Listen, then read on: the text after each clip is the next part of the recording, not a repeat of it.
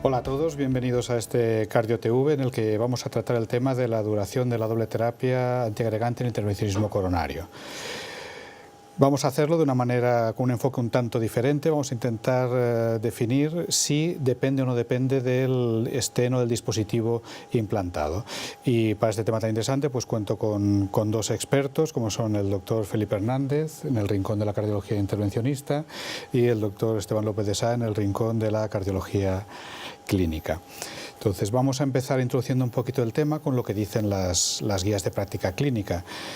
Según las guías europeas, para hacerlo muy resumido, tenemos que en el paciente con cardiopatía isquémica estable, si se le implanta un stent metálico, la duración estándar sería de 1 mes, si se le implanta un stent farmacoactivo sería de 6 meses, en cambio, si hablamos de un síndrome coronario agudo, la duración estándar de la doble terapia sería de 12 meses. Las guías americanas son un poquitito más agresivas en ese sentido, en el sentido de que propugnan un poco más el prolongar la doble terapia, porque siempre hacen, pese a que las duraciones comentadas son las mismas, siempre hablan de al menos esa duración con la intención de prolongarlo un poquito más. ¿Qué es lo que ganamos acortando o alargando la doble terapia? Pues evidentemente, si acortamos la doble terapia, tendremos menos sangrados. Si la prolongamos, lo que se ha visto en los diferentes estudios y metaanálisis es que reduciremos, por un lado, la trombosis del stent y también probablemente la incidencia de infarto de miocardio. Así que como ya podemos empezar con las preguntas a los expertos, y mi primera pregunta es doble para vosotros. ¿Qué opináis de las recomendaciones de las guías? Y por otro lado, ¿qué factor creéis que influye más a la hora de decidir cuál es la duración de la doble terapia en un paciente? Los factores clínicos, el más importante si es un síndrome coronario agudo o no, la complejidad de la anatomía coronaria o del intervencionismo, es decir, si se han implantado múltiples stents, si ha sido un procedimiento complejo, en vasos pequeños, en bifurcaciones, o el tipo de dispositivo. De estos 3 factores, ¿cuál creéis que es el más importante y qué opináis sobre las guías? Empezamos por el rincón clínico. Empezamos por el rincón clínico, bien. De hecho, ya estamos en inferioridad de condiciones porque hay un clínico y 2 hemodinamistas. Pero bueno, mi opinión es que probablemente lo que más influye en la necesidad o no de prolongar la doble antiagregación son aspectos clínicos. Yo creo que a veces se olvida que los ensayos clínicos de doble antiagregación también han sido útiles en el síndrome coronario agudo no tratado con intervencionismo percutáneo, ¿no? De hecho, hay evidencia con los diferentes ensayos clínicos. Entonces, yo pienso que quizá lo que vaya a dirigir el que necesites prolongar más o menos la doble antiagregación son sobre todo aspectos clínicos. Obviamente, los aspectos sobre todo de la implantación de stents, etcétera, pues lleva a una necesidad añadida, ¿no? Pero yo soy más de la opinión que el factor clínico es probablemente el más relevante para decidir la duración de la doble antiagregación. ¿Y desde el punto de vista intervencionista? Bien, respondiendo a la primera pregunta que hacías de las guías, en mi opinión personal, las guías son algo que debería ser sencillo para que la gente que no tiene muchísima experiencia la pueda seguir. Y sin embargo, estas guías me parece que son algo confusas, porque entran en temas de meses en función de la presentación clínica, más o menos. También sabemos que las guías muchas veces van por detrás de la práctica clínica, porque se basan en ensayos clínicos múltiples o en consenso de expertos que tardan un tiempo en tomar una decisión muy clara. En nuestra práctica clínica creo que vamos por delante de las guías y hemos intentado, por un lado, disminuir los tiempos de doble antiagregación, tal vez buscando respaldar la seguridad que antes no había por las trombosis de stents que ocurrieron en el pasado, y por otro lado es cierto que hay pacientes que sí parece que tienen un beneficio con una doble antiagregación más prolongada. Esto es la parte compleja.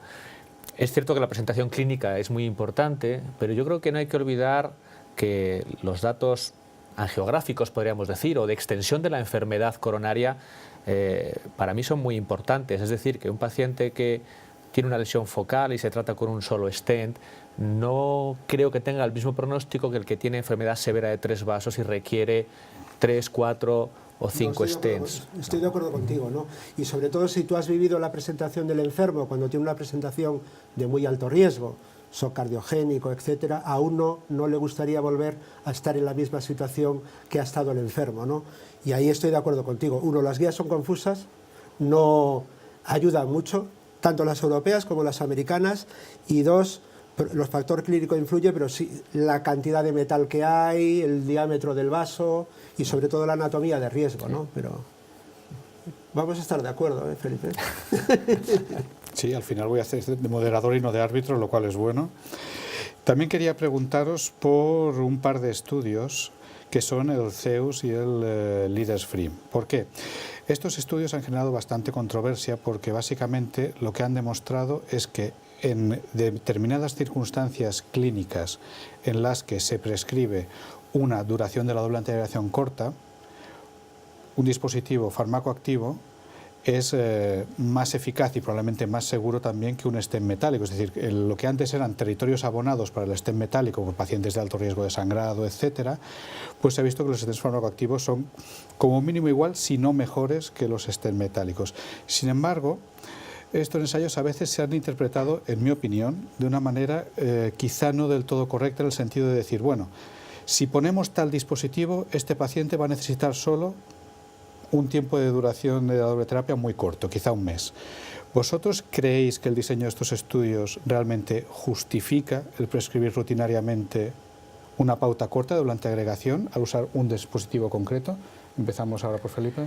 Pues yo no lo tengo tan claro. Me da la impresión que el diseño de estos estudios se ha enfocado tal vez desde cierta parte de la industria de una forma, pero creo que los clínicos, y en este caso me incluyo, aunque haga intervencionismo, miramos también por el paciente. Lo que llama más la atención de estos estudios es que los stents farmacoactivos son claramente más eficaces que los convencionales. Y en ese aspecto, hoy en día ya quedan muy pocas, por no decir ninguna indicación, para que un paciente reciba un stent convencional justificado en datos clínicos, porque vemos que los resultados son peores. La otra parte es el paciente de alto riesgo de sangrado, que se ha incluido en estos estudios y que es un paciente, en algunos casos muy claro, pero en otros no tan claro, y en el que la doble antiagregación durante un mes pues tiene que buscar un equilibrio entre disminuir los sangrados, pero también que no haya más eventos isquémicos, que tal vez, aunque nosotros los podemos ver, los ven más los cardiólogos clínicos porque el paciente vuelve al hospital. ¿Algo que rebatir, Esteban? No, vamos a estar de acuerdo. Yo soy un poco de la idea tuya, José Luis. O sea, vamos a ver, el planteamiento de este estudio es, estos son enfermos de muy alto riesgo de sangrado, ¿puedo ponerles un stent farmacoactivo? Y bueno, probablemente con los de primera generación no, pero con los de segunda generación, estos estudios lo que han demostrado es que si yo no puedo mantener la doble antiagregación mucho tiempo, bueno, pues es seguro también quitarla. Y yo creo que ha habido una lectura, que es un poco lo que hemos dicho, ¿no? Ha habido una lectura un poco al revés. Como parece que es igual es mejor el stent farmacoactivo que el stent metálico, pues todos los tengo que doble antiagregar poco tiempo, y yo creo que es justo al revés, es si puedo utilizarlos de forma segura, incluso cuando tengo que antiagregarlos poco tiempo. Luego hay gente que todos los estudios han detectado que hay un subgrupo de enfermos, todavía no están muy bien perfilados, que tienen un riesgo trombótico más alto.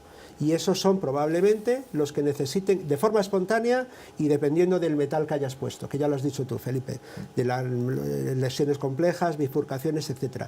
Lo que pasa es que el problema es que no podemos hacer una recomendación muy clara porque no están absolutamente perfilados. Este es un enfermo que sí necesita doble antiagregación y este no.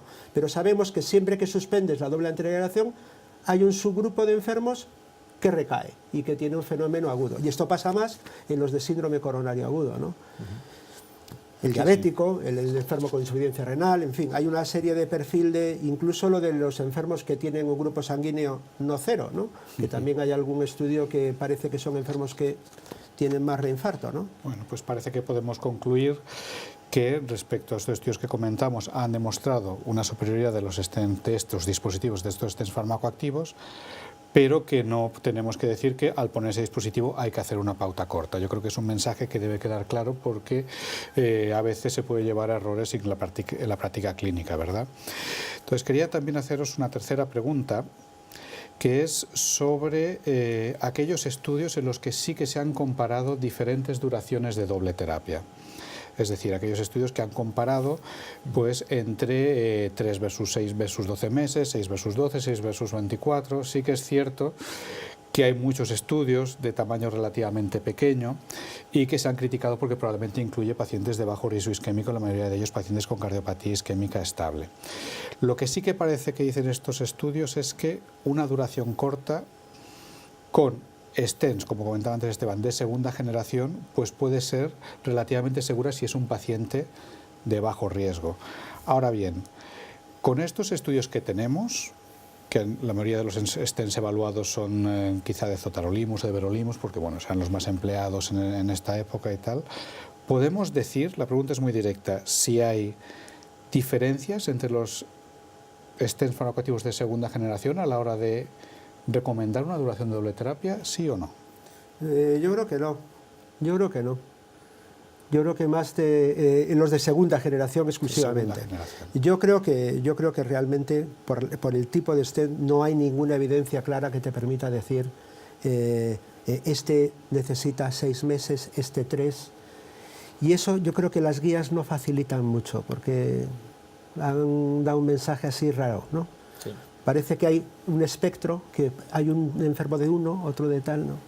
Abundando un poco lo que dice Esteban, sí que parece que estos estudios demuestran claramente un beneficio de los de segunda respecto a los de primera, que afortunadamente en nuestra práctica clínica, en nuestro medio, es que ya no los usamos.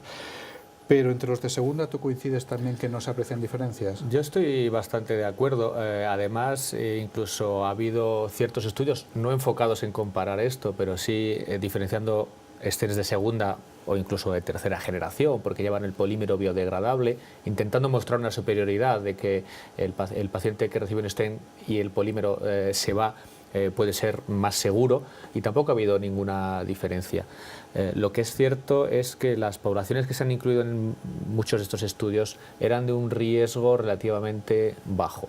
No sé por qué nadie se ha atrevido a hacer un estudio en pacientes de más alto riesgo con ciertas características. Posiblemente ahí sí que hubiera, o no, diferencias, pero podría ser el nicho en el que tuviéramos más información. Hay estudios que son muy antiguos, el CURE, etcétera, en los que la doble antiagregación en síndrome coronario agudo durante un año se mantiene todavía hoy en día, independientemente de que el stent fuera de un tipo u otro, porque en esa época no había stents farmacoactivos, ¿no? Pero hoy en día esa vigencia no sé si tendría sentido con este tipo de dispositivos. Y te arrojo la pregunta, Esteban. Lo he dicho un poco al principio, ¿no? Vamos a ver. Está demostrado que la doble antiagregación, por ejemplo, vamos al plato, donde ha sido más efectiva la doble antiagregación ha sido en los enfermos que no llevan stent. Entonces, el andar a empeñarse que porque una marca de stent o porque una clase de stent es justo el que precisa la doble antiagregación, yo creo que es un concepto erróneo, ¿no? Yo creo que lo que más marca es la presentación clínica del enfermo. El CURE, estoy de acuerdo contigo, que justo fue mucho más útil en los que recibieron intervencionismo percutáneo, pero eran con stent metálicos, sí, todos. Y si uno va a la ficha técnica del clopidogrel, no está la indicación de stent, está la indicación de síndrome coronario agudo. Vosotros dos sois muy jóvenes, pero yo me acuerdo la época en que los inspectores no te permitían prescribir clopidogrel si era una cardiopatía isquémica estable, aunque lo hubieses implantado un stent. Sí. Y sin embargo te permitían dar doble antiagregación si al enfermo le habías hecho una angioplastia sin stent o no le habías hecho nada, ¿no? Entonces yo creo que, curiosamente, todos estos estudios donde las pautas cortas han ido bien son todos de all comers, es decir, cualquier enfermo que ha entrado. Hay un porcentaje grande de enfermos estables, hay un porcentaje de enfermos de bajo riesgo y nadie se ha metido, cuando tú incluyes solo síndrome coronario agudo, nadie se ha metido, voy a probar a dar menos al síndrome coronario agudo. La duda es si tengo que prolongarlo más allá de un año, ¿no?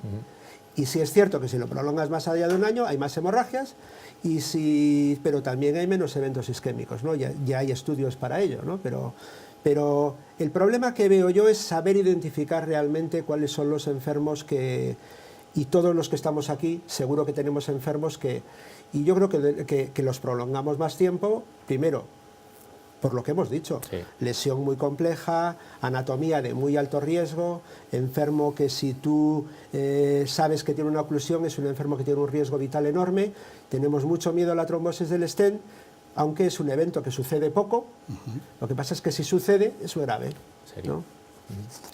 Muy bien, voy a aprovechar que os tengo aquí, todavía nos queda un poquito de tiempo, para haceros otra pregunta, a ver si realmente en alguna opináis diferente. Vamos a hablar también, ya que estamos hablando de dispositivos, por ejemplo, los dispositivos bioabsorbibles. Se ha visto en los diferentes estudios que han salido últimamente que con el dispositivo Absorb, por ejemplo, da la sensación de que había un aumento de trombosis del dispositivo muy tardías o muy tardías, pero con todas las limitaciones que esto tiene, en algún estudio que ha analizado la relación de esto con la doble antiagregación, parece que esos casos se producían en aquellos pacientes en los que no se prolongaba la doble terapia.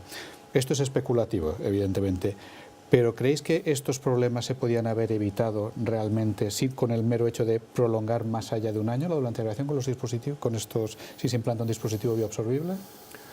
Pues es posible. Es cierto que ahora es fácil hablar ya con el conocimiento. Esta es una terapia muy nueva, está en los comienzos y ha habido un foco especial en este dispositivo y por un lado tal vez cierta inercia a usarlo de una forma más libre de lo que debería haberse usado. Un porcentaje de las trombosis que han ocurrido han sido precoces y no creo que tengan nada que ver con el dispositivo en sí, sino son cuestiones técnicas. Las que nos han preocupado son las que se han comunicado en los últimos meses, que han sido muy tardías. Es cierto lo que dices, que estos pacientes no estaban con la doble antiagregación, pero ya había pasado incluso en algunos casos ya más de 3 años, ¿no? Y esta es la parte que nos sorprende y que puede preocupar, pero que también puede tener una parte positiva, es decir, si el paciente se le mantiene con doble antiagregación, se evitaría el problema, quizá. Se evitaría el problema con las ventajas que potencialmente puede tener este dispositivo cuando se reabsorbe definitivamente. Pero es cierto que estamos en los comienzos de una terapia diferente y que hay que ser muy cuidadoso. Yo realmente no lo sé. No lo sé. Este tipo de stents es especulativo. Los estudios son estudios muy pequeños. ¿Cuántas trombosis del stent hubo? 6. Muy pocas. 5, muy poquitas, ¿no? ¿Y sabes si ese era una lesión rara o era stent sobre tal o era... O sea, por 6 enfermos o 7, el tomar una... O sea, es un tipo de stent muy atractivo y yo creo que lo que hace falta es un estudio como los que tenemos con los stents recubiertos o como los que tenemos con otro.